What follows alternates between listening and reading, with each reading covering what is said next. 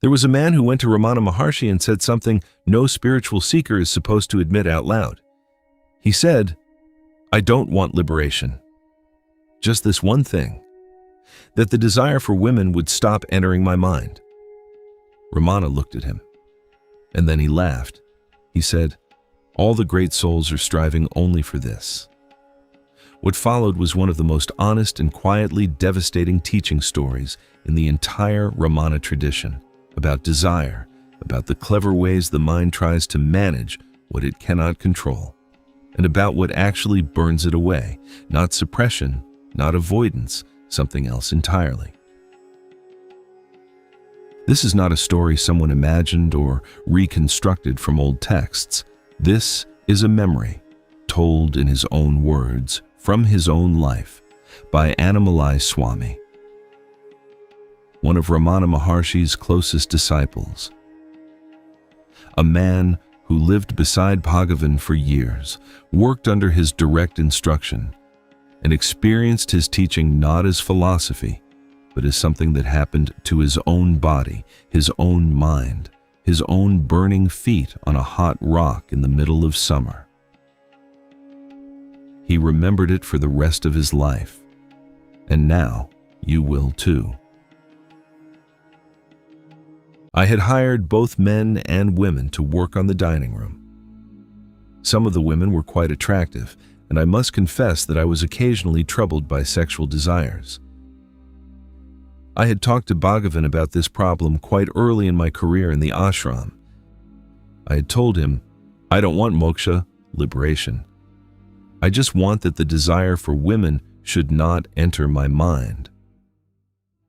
On that occasion, Bhagavan had laughed and said, "All the Mahatmas, great souls, are striving only for this." His answer reassured me that I was not alone in suffering from this problem, but it gave no clue as to how I might overcome it. I formed a theory that if I didn't have to watch the women work all day, it would be a lot easier to avoid sexual thoughts. In those days, we used to pay the men workers 4 annas a day and the women workers 3 annas. An anna was a 16th part of a rupee. It occurred to me that if I replaced all the women workers with men workers, for the price of a few annas, I would be able to purchase a little peace of mind. I, therefore, told the women that there would be no more work for them in future. That night, Bhagavan, as usual, inquired what work I planned to do the following day. I told him, "The foundation walls have already been completed. Tomorrow, I intend to put a lot of sand inside the building to bring the ground up to the level of the dining room floor." Bhagavan then inquired, "How many men and how many women have you engaged?" I told Bhagavan that I had not hired any women, and I explained my reasons to him. Bhagavan was not at all impressed with my explanation. He saw no reason why the women should suffer, merely because I was unable to control my mind. "Why did you say that women workers were no longer needed?" he asked. "You engage women workers. You engage women workers. You engage women workers." I had noticed before that when Bhagavan wanted to stress the importance of a particular idea or phrase, he would repeat it 3 times.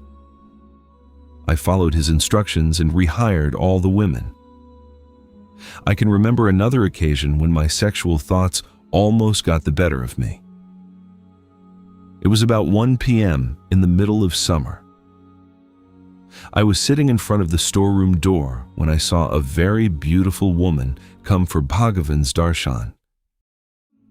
A few minutes later, she came out of the hall and started walking towards the hill.